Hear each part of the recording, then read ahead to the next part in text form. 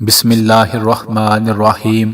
میرے بھائی اور بہنوں، قرآن پاک کی صورتوں میں بڑی برکت اور بڑی رحمت ہے۔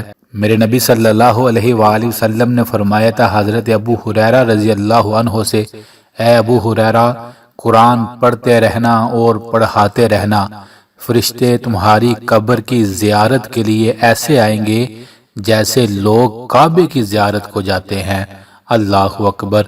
اسی طرح قرآن پاک کی ایک سورت ہے میرے بھائی اور بہنوں، اگر آپ اس سورت کو رات کو صرف ایک بار پڑھ لیں گے، زیادہ سے زیادہ 5 منٹ لگیں گے، اس کا فائدہ یہ ہوگا جب ہم دنیا سے جائیں گے ہمیں قبر میں لٹا دیا جائے گا، قبر کو بند کر دیا جائے گا، کوئی روشنی نہیں ہوگی، کوئی ہوا نہیں آ سکے گی، تو نبی صلی اللہ علیہ وآلہ وسلم نے فرمایا یہ قرآن کی صورت وہاں نور بن کر آ جاتی ہے اور پوری قبر کو روشن فرما دیتی ہے، اور وہ بندہ جو قبر میں لیٹا ہوتا ہے اسے کہتی ہے گھبرا نہ، میں قبر کے عذاب کو تیرے تک پہنچنے نہیں دوں گی۔ اللہ اکبر، اللہ اکبر۔ یہ حدیث کا مفہوم تھا۔ وہ قرآن کی صورت ہے میرے بھائی اور بہنوں، سورۃ الملک، 29ویں پارے کی سب سے پہلی صورت۔